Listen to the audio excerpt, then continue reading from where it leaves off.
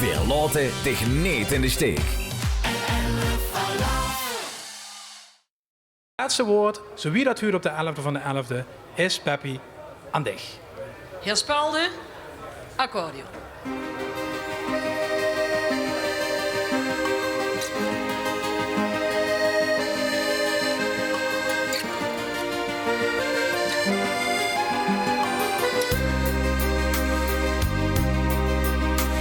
De jaren, ze vlogen voorbij.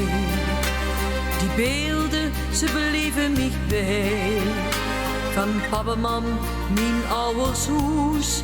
Ik denk aan vroeger bij je stoes. Papa, beroepsmuzikant. Hij reisde door stad en door land. Maar waren eens af en toe vrij. Zaten veel kinderen zien zij. Want onze pap, ja, onze pap, hij speelde accordeon en dan zong iedereen. Hij speelde accordeon, zoek ons heel naar de lijn. Hij speelde accordeon en dan zong iedereen. Met hart en met ziel, muzikaal en subtiel, zoek ons Heer naar de lijn. Je maakt de muziek dag en nacht, heeft heel veel schoen liedjes bedacht.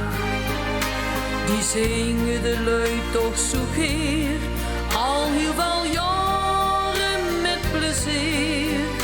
Dat krijg je voor zijn liedjes terug.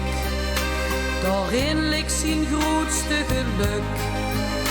Dan speelde Heer voor zijn publiek al zijn schoon liedjes, zijn muziek. Want onze pap, ja, onze pap, Heer speelde accordeon en dan zong iedereen. Heer speelde accordeon, zoek ons Heer naar de lijn. Je speelde accordeon en dan zong iedereen. Met hart en met ziel, muzikaal en subtiel, zoek ons Heer naar de lijn. Je speelde accordeon en dan zong iedereen. Je speelde accordeon, zoek ons Heer naar de lijn. Je speelde accordeon en dan zong iedereen. Met hart en met ziel, muzikaal en subtiel, zoek ons Heer naar de lijn. Je speelde accordeon en dan zong iedereen. Je speelde accordeon tot het laatste refrein.